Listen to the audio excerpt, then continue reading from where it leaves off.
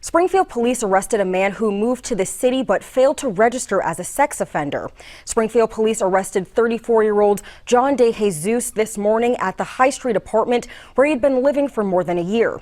According to police, DeJesus is a level 2 sex offender. Police said any sex offender who relocates must immediately notify their local police department to update their whereabouts, home, and work address. Raping a 78-year-old woman in Rosedale, Queens is now awaiting arraignment. Detectives escorted 30-year-old Ryan Bayard out of the 105 station house after his arrest this afternoon. They say he sexually assaulted the woman in a home on Sunday morning. The victim's son says Bayard is known to the family. County Sheriff's detective still behind bars tonight on a $100,000 bond. 43-year-old Thomas Johnson has been charged with sexual assault and battery. Sheriff Ken Mascara says the victim in this case bravely came forward in February, claiming Johnson committed the crime while on duty. The sheriff added there could be more victims out there, and he's urging others who may have encountered Johnson to come First, forward. an Artesia man faces a sexual battery charge following an incident last week. 51-year-old Ernest James People is arrested after he's accused of sexually assaulting a child under 14 years old. The victim was visiting a family member when the incident happened. Lowndes County deputies were contacted by the victim's mother. People is charged with sexual battery. Bond has not been set. Thanks for joining us. I'm Tammy Tremblay. New at noon, the 4 teenagers accused of gang raping an 18-year-old woman in Kuna appeared in 4th Judicial District Court today. The 4 suspects, 19-year-old Elias Limpongo, 18-year-old Rashidi Malanga, 18-year-old Sweetie Imbello, and a 16-year-old boy, had their consolidated case automatically propelled to the district court level after a grand jury indicted them earlier this month on rape charges. For the first time, the 16-year-old appeared in court with the other 3 suspects. In court, the 4 heard formal charges but did not enter a plea. The alleged sexual assault happened February 7th in a neighborhood in Kuna. According to prosecutors, the victim had talked with Imbello over Snapchat, then agreed to meet him. The victim told police that the 16-year-old Limpango and Malinga, then took turns having sex with her, even though she told them to stop. Prosecutors say that 2 of the suspects admitted after their arrest that the victim had not given them permission to have sex with her.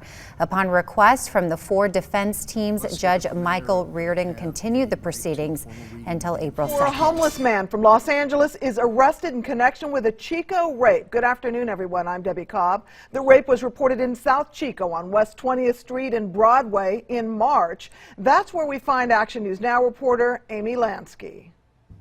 Amy, what are neighbors saying? Yes, Debbie, I did speak to neighbors today who all said they are a little concerned and worried that nobody even told them about the attack until today. Police say the victim took herself to Enloe on March 9th. She said a man raped her near West 20th and Broadway. During the investigation, police say they found Ishmael Smith's DNA on her. They tracked him to Los Angeles, where police there arrested him. Now, neighbors are on edge. It's definitely a scary thing because it's, right here. But I also am kind of aware of the transient situation around here. So it's horrible to say, but it almost doesn't surprise me that something like that would happen. Just with how many people are walking around that you definitely want to stay away from. Los Angeles is extraditing Smith to Butte County for prosecution. Now, I did reach out to detectives working the case, but I haven't heard back. I saw the cops. Those living on Longview Avenue on Cleveland's east side told the I-Team that early Monday morning, several police officers surrounded this home and ordered the man living in the house to come out. They brought him out the house and they patted him down, then put the handcuffs on him and put him in the car. Police arrested 34-year-old Martin Whitehead on a charge of rape. Reports state Whitehead is accused of abducting an 11-year-old boy who was playing on his skateboard on East 74th Street Sunday. Police say Whitehead forced the boy into his vehicle and drove him to this house on Longview, where the child said he was sexually assaulted. Cleveland police officers, along with detectives with the sex crime unit, are investigating this case. The child told police that after the assault, Whitehead dropped him off on East 71st and Superior and asked him not to say anything. As soon as the boy got home, he told his mom, who called police around 8 Sunday night. No one was at Whitehead's house Thursday. But detectives were back in the area this week talking to neighbors. They talked to her, talked to me, my auntie over there. They talked to everybody on the street. Neighbors say Whitehead had been staying at the home for the last few weeks. I mean, you know, he come in, come out, go, you know, come in, go out, you know. Well, as I can see, he wasn't doing anything, you know. Like I told the officer, I don't know him very well. Whitehead remains in jail on a $200,000 The victim says bond. it's difficult to speak about this incident, but that she wants to support others to continue this conversation about sexual assault. Tonight, the man accused of attacking a woman inside a South End business appeared in court for charges of assault to rape and indecent assault and battery. Court documents say it was 24-year-old Anthony Smith Pacheco's own grandmother who identified her grandson from this surveillance photo that Boston police shared following the alleged attack Sunday on Harrison Avenue. The victim telling police the suspect tried to lure her into the basement of the business she works at, and that when she refused, he grabbed her by the arms, dragged her to the floor, and inappropriately touched her. My understanding that he does have an intellectual disability, and that this has been established for a protracted period of time. At today's appearance, a court psychologist recommended Pacheco be sent to Bridgewater State Hospital for a mental health evaluation. My impression is that he had, there's reason to be concerned about competence to stand trial. And I'm also aware that he's been found incompetent in another court. And while Pacheco didn't speak at court, the victim is speaking out tonight, releasing a statement that reads in part, "I instinctively knew that if I had the power to fight, to run and report it, I could potentially save someone else from a situation like this. The bruises will fade, and I hope that my situation can support the idea that it is never the survivor's fault. We can support each other by taking action and broadening the conversation. Me too." And the judge did order Pacheco be held at Bridgewater State Hospital for a 20-day mental health evaluation. He will be held without bail during that County period. deputy is behind bars tonight, charged with sexual assault and battery. Detective Thomas Johnson has spent 16 years with the department, and this is not his first time that he's been in trouble. Contact 5's crime investigator Maris Badcock breaks it down for you. Maris. Well, this incident all started back in February, according to the sheriff, when a brave person came forward with claims that Johnson sexually assaulted them. And tonight, Sheriff Ken Mascara is apologizing not only to the public, but he's putting Detective Johnson's photo out there. He thinks there may be other victims and wants anyone who may have information to come forward. I ask the community we serve, do not take the action of one bad apple and paint a broad brush against the other 99.99% of the hero first responders who put on a uniform each and every day and dedicate their lives to serving and protecting our communities. Now, I've got Detective Johnson's internal affairs reports right here. It shows he's been investigated 12 times by his own department, not counting this most recent incident. And those findings include that he made fun of a handicapped person who only had one arm while wearing sheriff's office attire, interfered with an official investigation, unlawfully used resources to search for people for non-law enforcement reasons, and called out sick when he was in fact on a cruise. And our records show this is the only agency in Florida that Johnson has worked for. Trying to get home after work. Watch how a woman riding an RTA bus ended up having to get justice. Oh my gosh! The number 22 bus, Cleveland's West Side. Another rider walked up and stood over her. Because I literally just got off of work and I don't want to do this again tonight. Don't touch me either, though. You see, the man reached over with his hand as he started to walk away. A police report shows he groped the woman. She moved to another seat. He moved too. Then watch as his hand moved onto her shoulder. No massage? I'm gonna have to get off the walk because this guy won't stop touching me. The woman finally told the driver she had had enough. What you want me to do? Call traffic police or what? I mean, if my phone was on, I would have already called him. I just got off the bus. As soon as she got off the bus, the woman called police. He just followed me, kept touching me. He touched my a bunch of times. He tried to kiss me. I have no clue who this guy is. Cleveland police called transit police, and look, officers caught up to the bus, and there police questioned and arrested Deontay Worley. Because you did the same thing yesterday. No, well, just stay on the line. No, stay on the line with me, okay? The I-Team checked the record of Deontay Worley, found convictions for drugs, burglary, domestic violence, a weapons case, even a sex case, unlawful sexual conduct with a minor. But for that, Worley did not get labeled a sex offender or ordered to start checking in with the Sheriff's Department. Wales in custody. RTA points out transit police responded right away, made the arrest within minutes. Worley now locked up, indicted on a felony sex charge. I had to get off the bus. No matter where I moved, no matter what I did, he just followed me and kept touching me. And I'm out here because the crime is alleged to have happened here along Storrow Drive. And at one point during the arraignment, the judge told the defendant today to knock it off.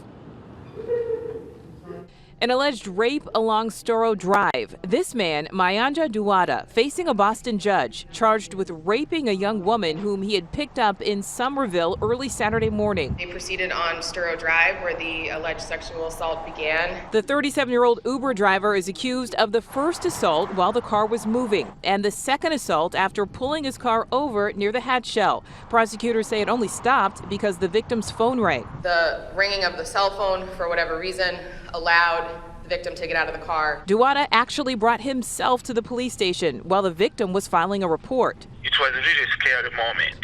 The Ugandan citizen speaking exclusively to News Center 5 on Saturday while in police custody, proclaiming his innocence. She said that I'm ready to do anything because today is my special day. She was drunk, smoking marijuana, very high. Just a day after that phone interview, U.S. Customs and Immigration Enforcement placed a detainer on Duwada. And today in court, he broke down. At one point, was chastised by the judge. He's only been driving there For 2 weeks.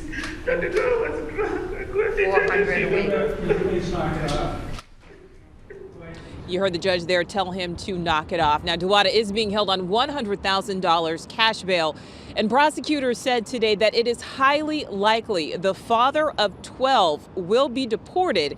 He is due back in court next month. 11, though, disturbing attacks on women. I'm Matt Austin. And I'm Lisa Bell. Tonight, police are detailing how they busted a man accused in a series of sex crimes dating back to 2010. News 6's Troy Campbell joins us now live from the Volusia County Jail with the new details on his troubling past. Troy. 44-year-old Markeith Martin. He'll actually be spending the night here in the Volusia County Jail. Records show that he's been booked into this jail a whopping 27 times. Police say, hopefully now with DNA evidence, someone they're calling a serial rapist will stay off the streets. Guy's a deranged lunatic needs to be off the streets. So, and he is off the streets. Daytona Beach Police Chief Craig Capri announcing the arrest of 44-year-old Markeith Martin for sexual battery. Capri says the 8-time convicted felon is no stranger to law enforcement, posing for more than a dozen mugshots in the Volusia County Jail. Capri says DNA evidence from an August 1st sexual battery near the 200 block of North Peninsula Drive linked Martin to the case, adding he confessed to the crime. Daytona Beach police say that the victim stopped her bicycle right here at this corner to repair the brakes. That's when she says the suspect approached her from behind. After the assault, investigators say she then took up running up A1A towards the beach. What's the next step? Kill somebody?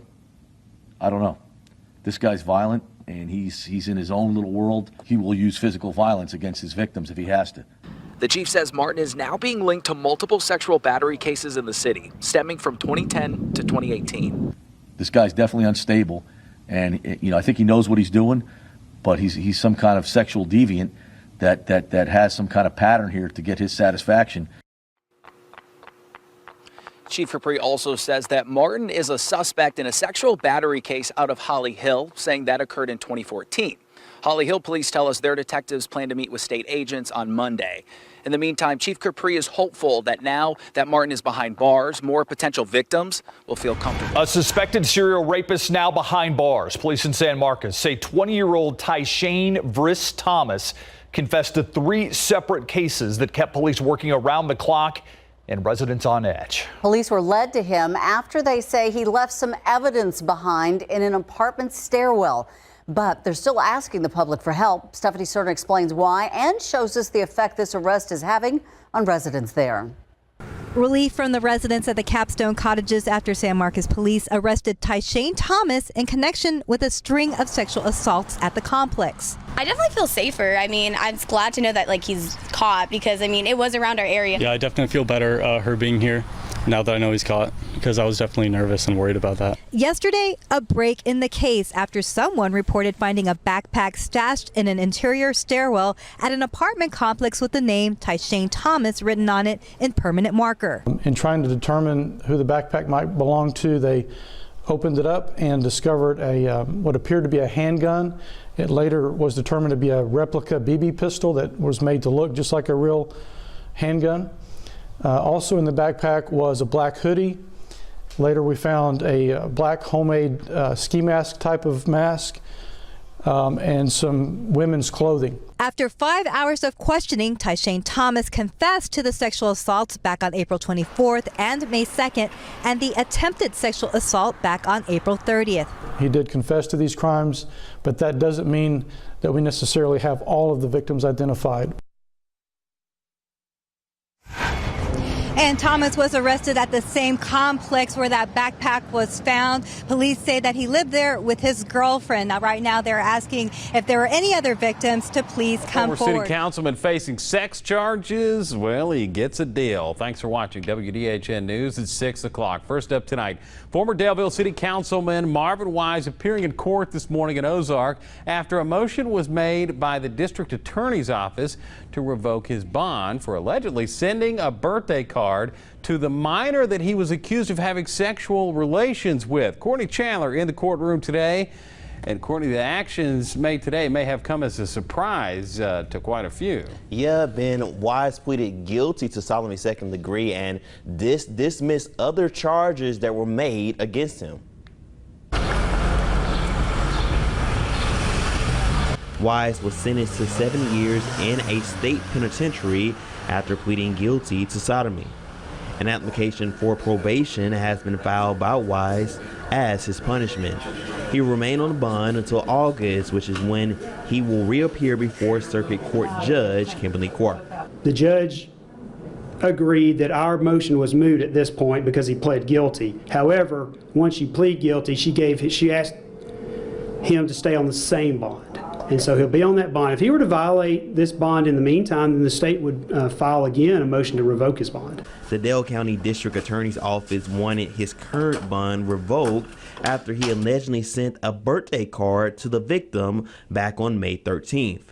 It was also believed that Wise would leave Daleville after he was charged with multiple sex crimes back in 2017. Supposed to be moving to get away from the victim, and also because they wanted to move as a family. And my understanding from several witnesses I've talked to, or not witnesses, but people I've talked to in Daleville, that he's been spending a lot of time down in that area. Now, there will be a pre-sentencing investigation before that hearing, and that's going to look at the relationship with family and Wise's criminal record as well. And the judge today made it very, very clear that Wise is not to have any contact with that victim at any time. Yeah, this is almost a surprising development today with Wise. We want to get right over to Kristen Volk. Kristen, you were in court today as a man dubbed the early morning rapist was sentenced to decades in prison. Lee, so many decades that James Daniel III will die in prison unless an appeal is granted.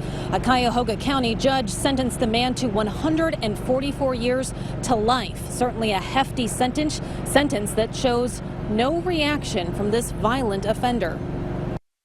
Mr. Daniels does not waste much time between being released from prison and committing another serious offense. He will not be given that opportunity to do that again. Cuyahoga County Judge David Mattia gave no leniency to the early morning rapist today. In his sentencing, the judge imposed a punishment so harsh that Daniel will not be let free in his lifetime. It was a move that prosecutors wanted and then applauded. This defendant has violently assaulted 5 separate women. He has dramatically altered the course of their lives. 3 of the 5 women are rape victims. The other 2 are Daniel's burglary victims. The crimes included in today's sentencing happened in 2000 and 2014. The most notorious incident was this one. Surveillance video catches Daniel attacking a runner on Cleveland's near west side in the early morning hours. That happened just days after he raped another woman in the early morning hours. Mr. Daniel did in fact plead to those remaining charges that were left in the indictment. He did in essence take responsibility for those charges. Daniel did not speak at his sentencing today. His attorney told the court it was because he wanted to appeal his trial case. And throughout the hour-and-a-half hearing, Daniel showed no reaction and made little eye contact with anyone in the courtroom. The prosecutor told us that any sort of appeal is highly unlikely because life sentences are mandatory in Ohio. Now, the judge closed the sentencing today by thanking that jail custodian that cleaned up Daniel's jail cell after he spread feces over himself and over the walls as he waited trial. Hood soldier is accused of raping a woman in Austin nearly 10 months ago. Tonight, he's in jail a day after police arrested him. So what took so long? Patrick Perez is here to explain. Patrick. Well, Mike, it is possible that this arrest could have happened much sooner. The rape happened last June, and Austin police knew who this soldier was then, but they didn't get DNA results back until the beginning of this month, and advocates say this happens often. This Fort Hood soldier isn't posing for an official portrait. It's 24-year-old Jeremiah Holland's mugshot, taken nearly 10 months after a woman accused him of raping her. Austin police say the woman was walking toward her car on 4th Street in downtown Austin last June when Holland and another man approached her outside of the Frostbank Tower garage. Holland offered to give the woman a ride to her parked car a few blocks away, but instead police say he sexually assaulted her in the backseat of his car. The woman reported it to police and had a rape kit exam. That was on June 22, 2018. A week later, the victim picked Holland out of a lineup. About half a month later, police spoke with Holland at Fort Hood, where he denied what happened. Detectives still took a swab of saliva from his mouth, and results from a forensics lab show his DNA was in the victim's body, results APD did not receive until the beginning of this month. I wish I could say it was unusual. It's not. Kristen Leno is a co-founder of the Survivor Justice Project in Austin, and she says while DNA results are coming back sooner, there is still a lot more work to be done. To have to explain that you don't know or that it could take a year or longer, that definitely is a variable, and it's not something that's well understood by our community. Leno hopes a bill proposed during this year's legislative session to force crime labs to test rape kits under 90 days makes it onto the governor's desk for approval. It's very stressful. It's very scary. It's a weight hanging over people. I reached out to Austin police to talk about this case, but they could not get back to me tonight. I also reached out to the Fort Hood Public Affairs Office to check on the status of that soldier, but no one from that office got back to me either. An 18-year-old Lake City man is in jail tonight, accused of trying to rape a 13-year-old girl. Investigators say this man, Jerome Robinson, approached the girl Sunday as she walked to her grandmother's house. Channel 4 Scott Johnson spoke with neighbors, and he's joining us live. Scott? Hey, I've been out in this Lake City neighborhood talking to people about this case. Shock, really everyone I talked to saying they didn't see this man as someone who would be capable of this, but police says he did it. When I showed the picture of Jerome Robinson around this Lake City neighborhood, there was shock that he was locked up on charges of attempting to rape a 13-year-old girl. The people I talked to in this neighborhood don't believe he was capable of doing it. Yeah, very much surprised because it's simple fact. We got a pretty good neighborhood right here. Don't no crime, no violence go around. Investigators say a 13-year-old girl was walking here down Cherry Lane, and Robinson asked the girl to hang out. When she said no, the police statement says Robinson pushed her into his backyard and held her against her will, then forced her up against the house and took his clothes off until he was completely nude. Then the report says the girl got away. I stopped by Robinson's home and was met by this neighbor, Butch Eichenberg, who says the police have it wrong. That girl come in here unannounced or anything, didn't even knock her nothing. And so she lied about that. She said it happened out there in the yard, but nothing ever really happened. So you're saying she made up the story then? I think so. Eichenberg told me Robinson has been receiving mental health counseling. Investigators say during an interview, Robinson told them, "The devil tried to rape her in my body." And you say the whole thing about the devil made him do it. He says that type of stuff all the time? Yeah. Is it a joke or is he? He's just I don't think he's all there in the head, but I don't think he did what they claimed he did. Other neighbors I talked to say Robinson is challenged, and they don't think he would do this. He real slow. Don't never have no shirt, no that. He couldn't have raped no 13-year-old girl, no.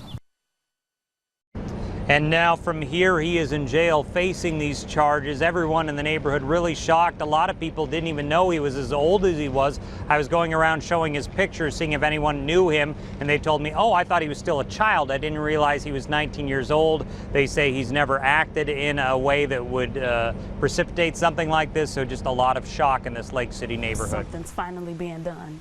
My son's voice will finally be heard. He didn't just die. We now know that someone caused his death. Tonight, an update to a story we first told you about in July. A mother in search of justice for her teenage son who died while on a date with someone he met on Instagram. Turns out that someone was a convicted sex offender. That person has just been charged in connection with the teen's death. Tiffany Tucker is digging deeper into the investigation. I have honestly a legit question, since I know that he passed away now, clearly. Due to the fact that he's 19 and there was drinking involved, what is the charges?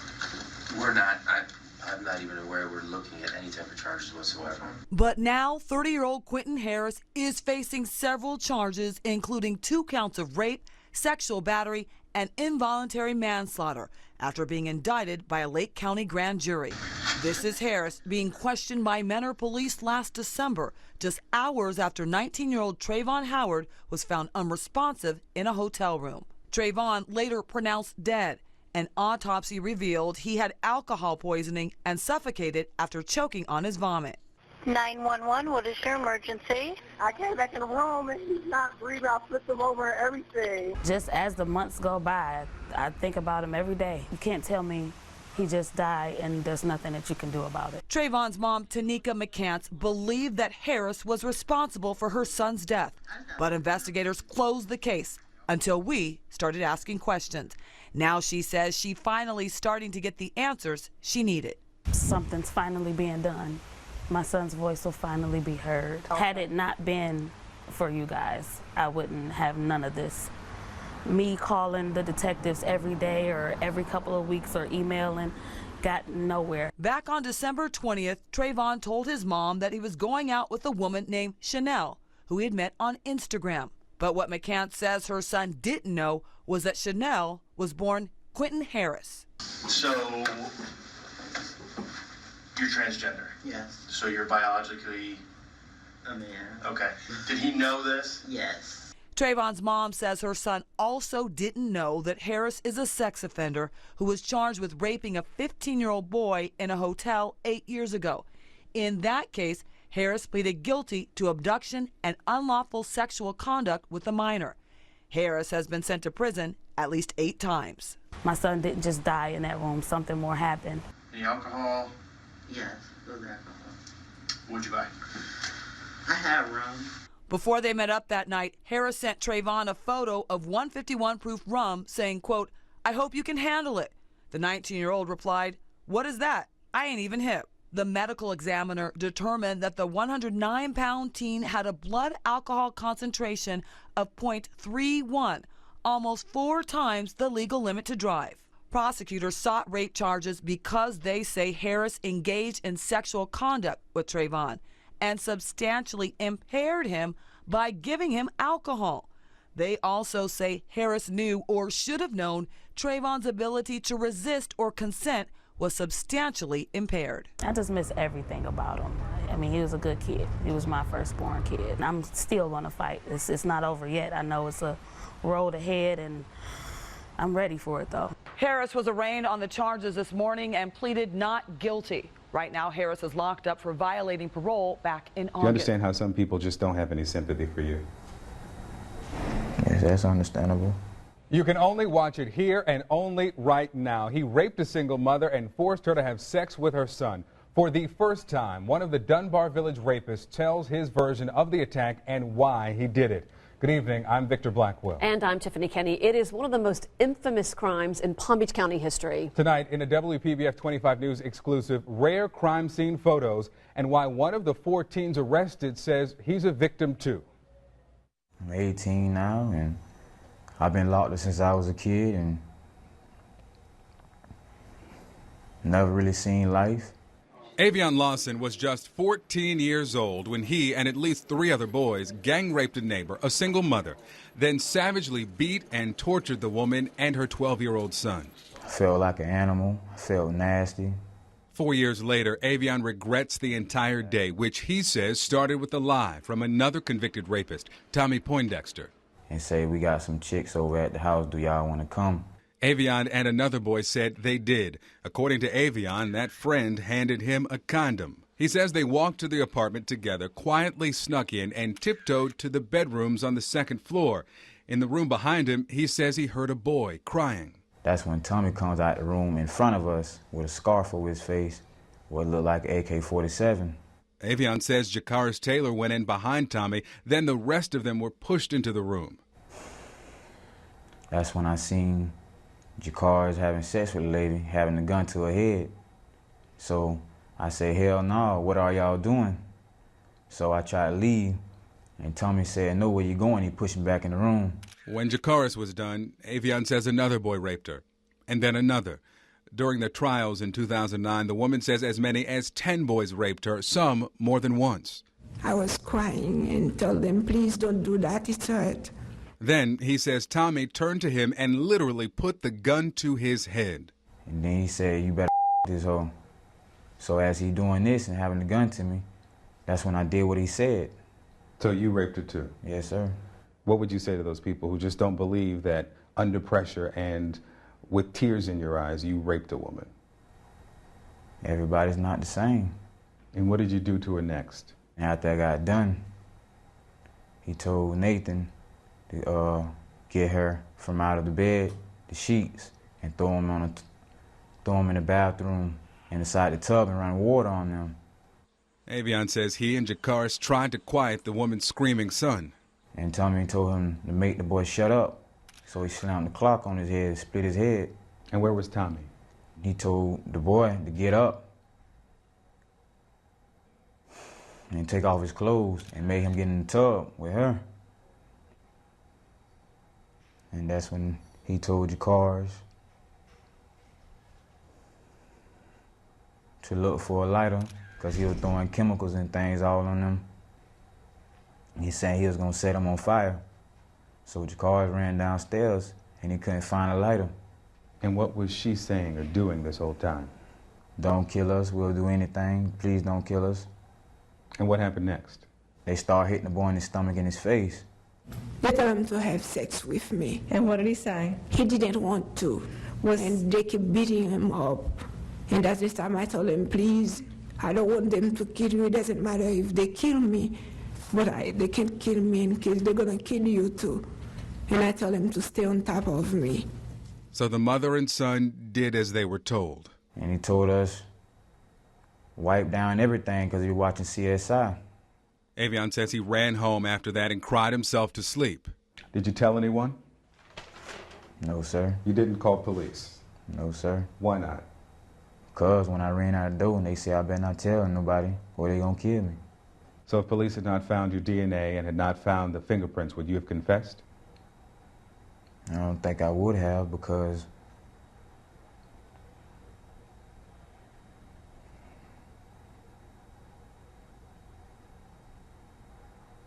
I don't know. He accepted a plea deal. He was sentenced to 30 years in prison and 10 years probation. How long should you serve for this crime?